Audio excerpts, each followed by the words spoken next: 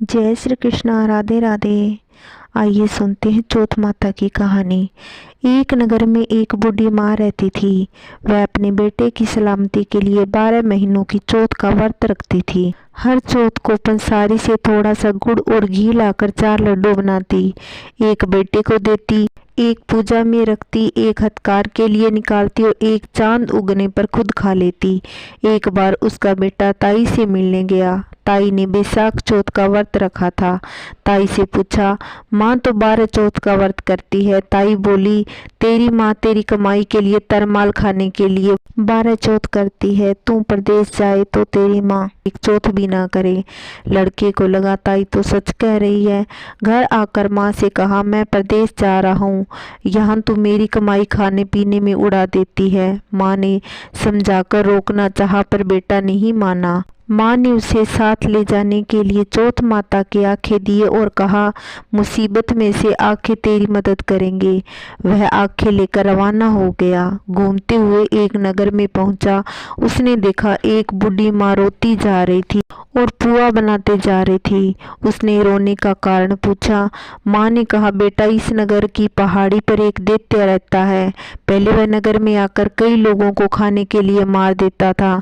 अब राजा हर घर में एक आदमी दैत्य के पास भेजता है। आज मेरे बेटे की बारी है, इसलिए रो रही हूँ और उसी के लिए पुए बना रही हूँ। वह बोला, तू पुए मुझे खिला दे, तेरे बेटे की जगह मैं चला जाता हूँ। बूढ़ी माँ ने खीर पुए उसे खिला दिए।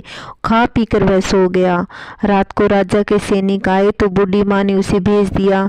दैत्य के सामने पहुँचने पर उसने चौथ माता के आंखें दैत्य की तरफ फेंक दिए और कहा, हे चौथ माता, यदि मेरी माँ मेरी सलामती के लिए व्रत करती है तो दैत्य का सिर कट कर गिर जाए। तुरंत दैत्य का सिर कट गया।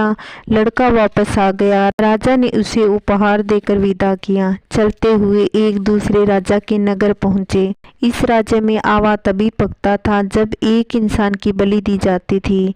सिपाहियों ने उसे पकड़कर आवे में चुन दिया। लड़के ने आंखें डाले और कहा, हे चौथ माता, यदि मेरी माँ मेरे लिए व्रत करती तो आवा मेरी बलि के लिए बिना ही झट से पक जाए। आवा तुरंत पक गया। आवे में से मिट्टी की जगह सोने चांदी के बर्तन निकले। अंदर से लड़का बोला, बर्तन धीरे धीरे निकालना, मुझे लग न जाए। राजा ने उसे निकलवाया और पूछा, इस आवे में तुम बच कैसे गए? लड़के ने बताया कि उसकी माँ चौथ माता का व्रत करती है, व्रत के कारण ही मैं बच गया। राजा को विश्वास नहीं हुआ।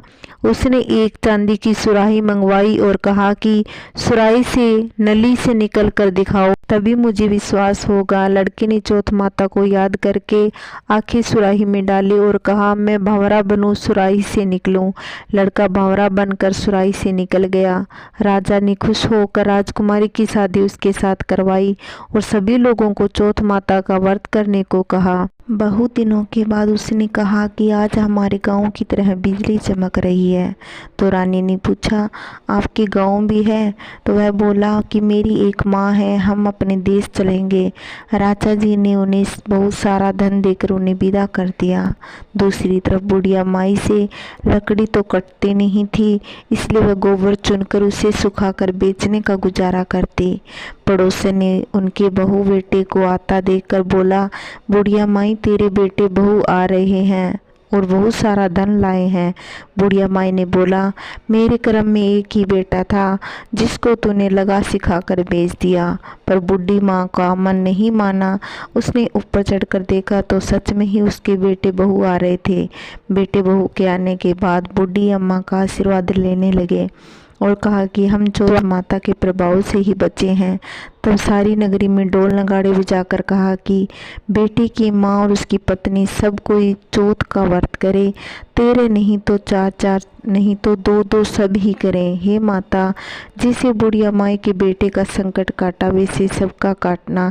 कहते सुनते हुंकारा देते सब पर अपना आशीर्वाद बनाए रखना। बोलो चौथ माता की जय।